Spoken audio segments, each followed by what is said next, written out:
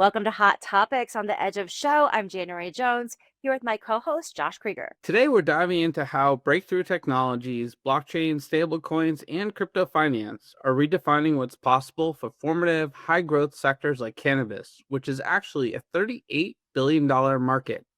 Our sponsor, Realm, who provides specialized insurance for this evolving sector, made this possible. We have Claire Davey from Realm joining us once again. Great to have you on the show, Claire. Thanks for having me back. This episode is brought to you by Realm. Realm crafts insurance solutions that give businesses in dynamic industries like Web3, AI, alternative medicine, biotech, and the space economy the protection to innovate and thrive. Where emergent industries have previously battled uncertainty, Realm is making innovation resilient. A quick note, the views expressed by Edge of Company do not necessarily reflect those of Realm. This is another production of the Edge of Company, a rapidly growing media ecosystem empowering the pioneers of Web3 technology, culture, and innovation. Let's get started. Well, this is a fun show for us today because as Web3 and blockchain enthusiasts, this community is always like, blockchain would be great for that, like for every industry. So I'm excited that we're having this conversation today. And I saw the report on Realm's website by Artemis Growth Partners about the Global Cannabis Reform Summit from 2025. That's news to a lot of people, but the report gives us some scale of the industry, saying it's a $38 billion market in 2024, and 70% of the adult use sales or recreational marijuana sales are mostly centered in North America. The report highlights the US as a vibrant yet complex landscape, and cannabis use has now surpassed alcohol among Americans, with 39 states plus DC legalizing medical or adult use cannabis.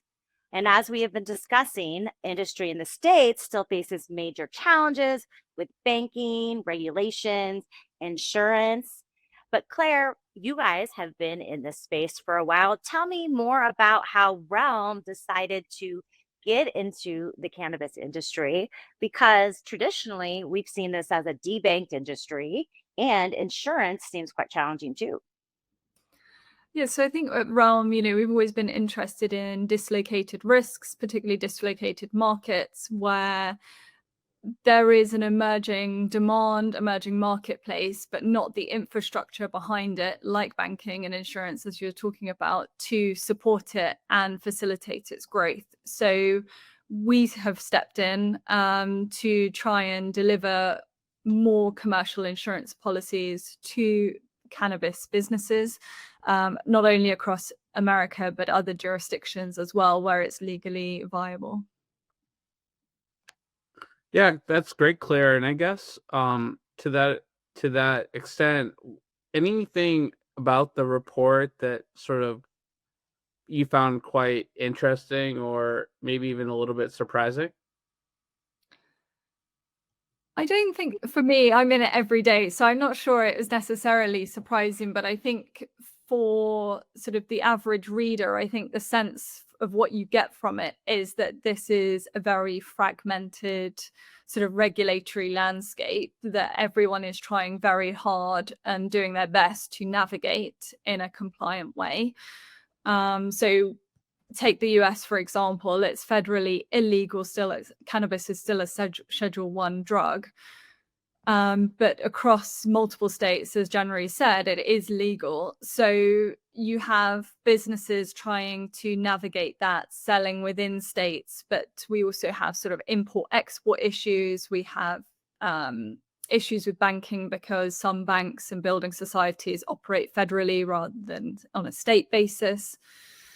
So really the report and the point of the summit was to get key leaders together to try and chart a path forward, not only in the US to try and reduce that fragmentation, but when we look across to other emerging cannabis markets like Europe and the UK, is like, how can we do this better from day one, right? And prevent this from happening in other jurisdictions.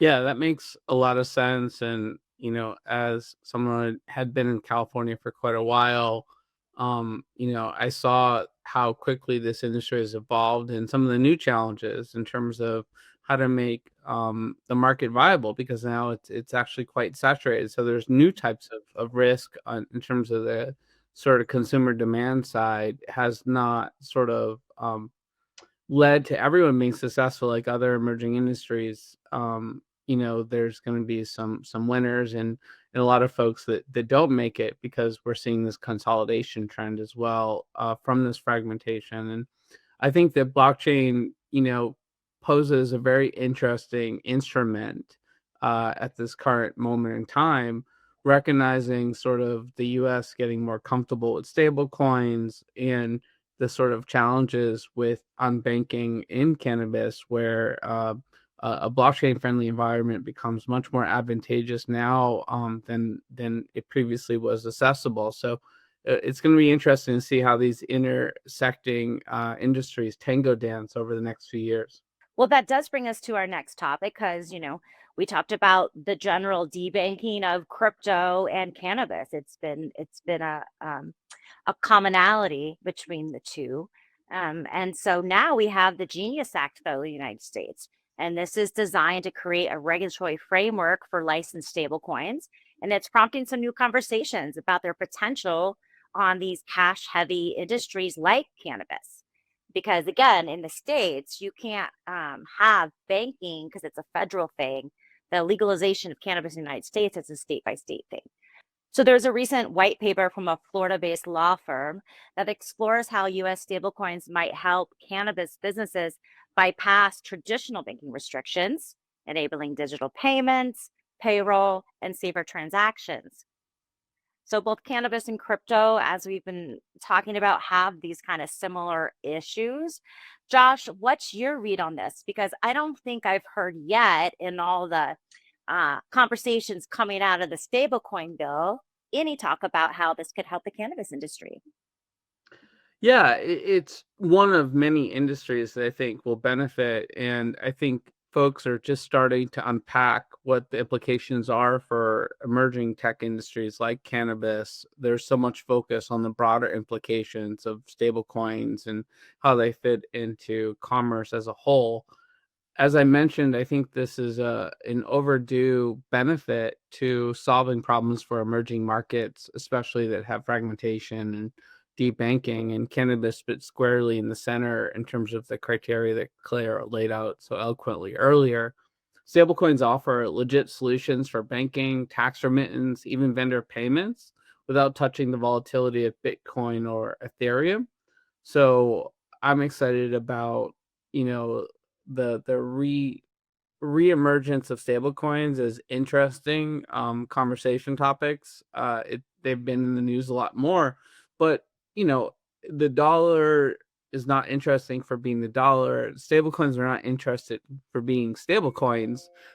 Even their name doesn't sound so glorious. What's really interesting is the use cases and the things that you can do with stablecoins that are not easy to do with US dollars. And I think as we've started to talk about on the show, there's unlimited possibilities here within the cannabis industry. Claire, what are your thoughts? I think you're right that it does provide a route for monetary exchange, if you like, that might not be open to cannabis businesses at the moment if they can use sort of stable coins. I think one of the big questions is, the extent to which things like KYC, AML controls are built into that, but also how we can overcome challenges still like the proceeds of crime acts, which are causing a lot of concern, but also conservatism, I would say, for financial institutions, whether that's banks that might want to get into stablecoins, but more so from a cannabis standpoint, whether even if you are insuring cannabis in a legal environment, but it's not legal where the insurer is domiciled, that can also cause problems. So I think the stable coin does open up or reduce one barrier, but I feel like there are multiple barriers that need to be addressed in sort of like a collaborative way to get some movement here. Yeah, these kind of discussions are just starting now, and that's why it's pretty exciting We could all agree on the stablecoin bill, whatever happens with the Clarity Act to be determined. But people are really seeing this as a new foundational way to do business that wasn't an option before. And so curious to have a front row seat to see how all this goes down. Our next topic is another way we're seeing this applied, and it's a new thing. A Utah-based cannabis and alternative pain management company called KindlyMD has merged with a Bitcoin focus company in a surprising shift towards becoming a cryptocurrency treasury vehicle. The newly combined entity, now trading under the ticker NACA, raised $740 million with the goal of acquiring up to 1 million Bitcoin. While we've seen other non-crypto companies like those in tech and biotech adopting similar Bitcoin treasury models, this is the first one in the case of cannabis making such a dramatic pivot. Josh, what do you think about this? We talk about this all the time, like the treasury move, the trend right now, whether it's Bitcoin or ETH. And here we have cannabis business getting into this. Well, in this case, I think this is just opportunism. When opportunity knocks, you open the door, right? This particular company saw the opportunity to work with Nakamoto Holdings, of course, behind the big Bitcoin conference and many other Bitcoin related endeavors. And the track record of Michael Saylor with MicroStrategy is indisputable. So, we talked earlier about the competitive nature of the cannabis industry. A lot of these great products that are helping people, even if they have scientifically proven formulas, are competing on brand values. It becomes a war of the brands. So why not diversify into treasury holdings? Michael Saylor said eloquently at his keynote at the Bitcoin conference in Vegas that over the last 20 years, only 7 companies have produced consistent 30% returns. So when you look at that and you compare it to Bitcoin, in the returns that Bitcoin has produced, at least so far, one would see this benefit in terms of these treasury focused companies. And I think this is going to be a trend globally for a while, and we may be seeing these treasury companies outperform traditional businesses consistently. I think time will tell, but yeah, I think the folks at this company wanted to manage their pain of fighting a competitive e-commerce world, and they did that with a pivot to a treasury play. That's my take. Claire?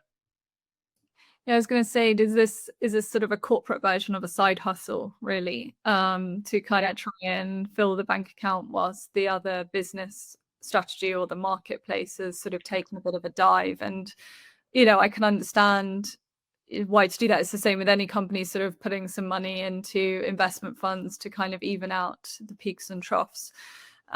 Interesting that they've obviously chosen Bitcoin or felt that there is a synergy there, right, between crypto and cannabis. And so maybe we might see a bigger trend towards that within the cannabis industry if they feel that there are some natural partners there.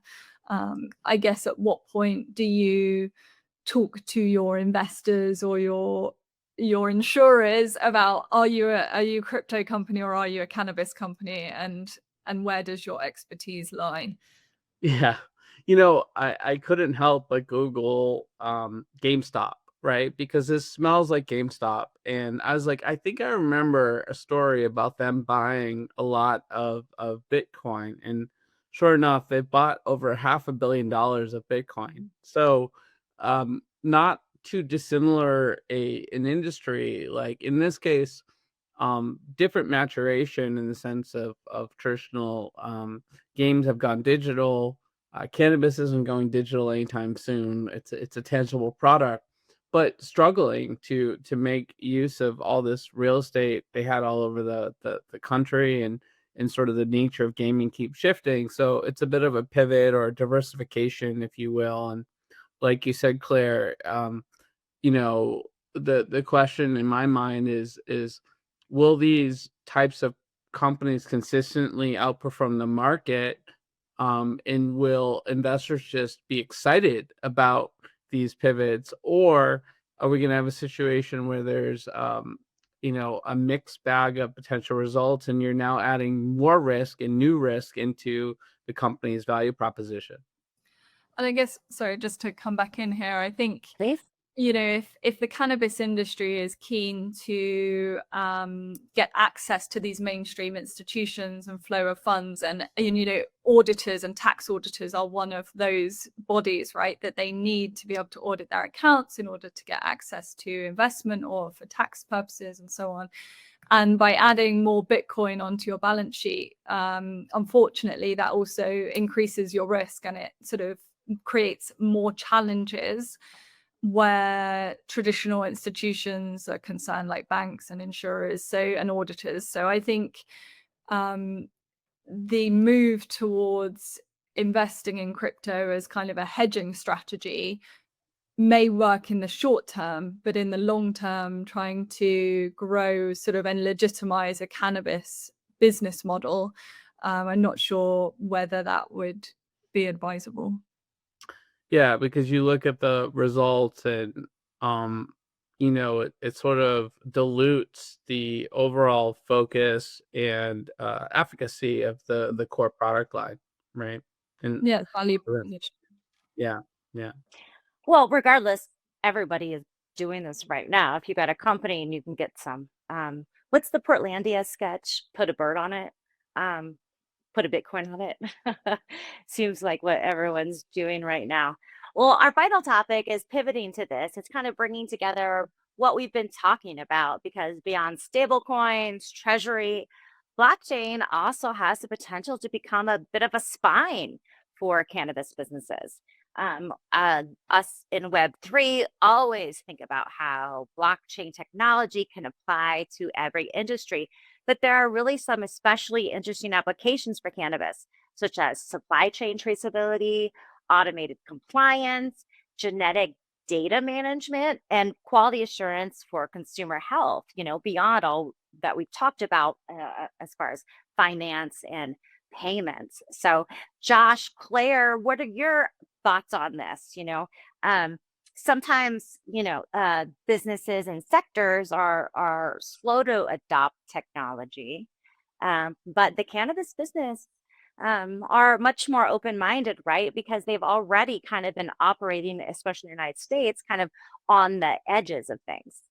So, Cannabis Science and Tech, who published this story, sort of points out that blockchain ensures product integrity, batch history, even lab results, and makes them publicly verifiable. We're talking about the commerce sides, but I also mentioned there are other use cases, and I think we're starting to sort of uncover them in this part of the conversation. And it comes down to trust for regulators, for patients, for consumers. And I've always been bullish on the supply chain component of blockchain. It's immutable unless you choose for it to be. And there are now mutable blockchains, but it goes through a very strong verification system to change that data. And I think when it comes to, a product like cannabis, where there's such a variety of standards and quality levels, you want to be able to have, you want to be able to verify the source of the product, and get those testing results and know that they're not fabricated. And I think blockchain offers a really great utility for that type of situation. This is same for other industries too. I mean, let's talk about the seafood industry. You order one fish and you might be eating another fish. It's a common issue in that industry. And I have a food service background, and traceability is very, very complicated. The more you go down that rabbit hole, the more you realize how difficult it is to know what you're actually eating or consuming. And certainly with a product like cannabis, safety, efficacy, to make it mainstream, to get all these different states to say yes. We're on the way there in North America, but clearly globally, it's still the jury's out, right? So I think that blockchain could be a truly saving grace here if implemented correctly with the new regulations. So, Claire, I'll throw it to you then after that, because from an insurer's point of view, right? I mean, you need data, don't you? So, what do you think about these applications to helping everybody get, better insurance rates, right? And really more security. Yeah, you do need better data. And I think when we look at some of the main risks that are identified by cannabis businesses, one of those is sort of a trade credit risk, right? Where you can distribute the product, but you ultimately sort of don't get paid by people further down the chain. And I think it would be helpful from that perspective to be able to follow sort of the product's journey and so on. And I think have some control there. The other aspect to this is that from a regulatory standpoint, if we think about whether that's regulators or institutions who are regulated, blockchain technology would help document the source of the product and sort of where it's come from to be able to disprove any sort of allegations or claims that there's sort of proceeds of crime issues. And really sort of demonstrate that it's sort of from a legitimate territory where it's legal to grow and it's been shipped to a territory where it is legal to sell and has been done so without any forms of, say, modern day slavery and so on. So I think that could be really groundbreaking in terms of getting everyone comfortable with the cannabis supply chain. Yeah, really interesting point, Claire. And it comes down to, I think, also figuring out the right frameworks for harmonizing these opportunities, right? So at some point, the insurance, the banking, the digital ID industries have to sort of come on board and support this type of use of technology. And I think the fact that Realm is coming up with a product in this genre is really exciting, and certainly a signal of more sophisticated players looking at emerging tech and how to make it emerge. Yeah, I think, we're doing a lot of work with cannabis industry professionals and also businesses to really understand where their main pinch points are to make sure that whatever we're, designing in terms of risk transfer solution is really trying to alleviate some of those challenges. So looking forward to the next 12 months and how it goes. Wow. Well, this could be a whole series. I love it. Crypto and cannabis, these two industries, a lot of similarities in some ways. And that's a fascinating dialogue that we've had today. And thank you to Realm for bringing this to our attention and having this show that we could pivot on. But we got to wrap up now. And so thanks for joining us. We covered resilience, transparency, innovation, and emergent markets through digital transformation in the cannabis market. Join us on socials for conversations and let us know what you think. Thanks for joining us as we've navigated the latest and greatest in Web3. I'm Josh here with January and our guest Claire Davey at Realm. Stay curious, keep pushing boundaries, and don't forget to subscribe so you'll never miss what's next on the Edge of Show.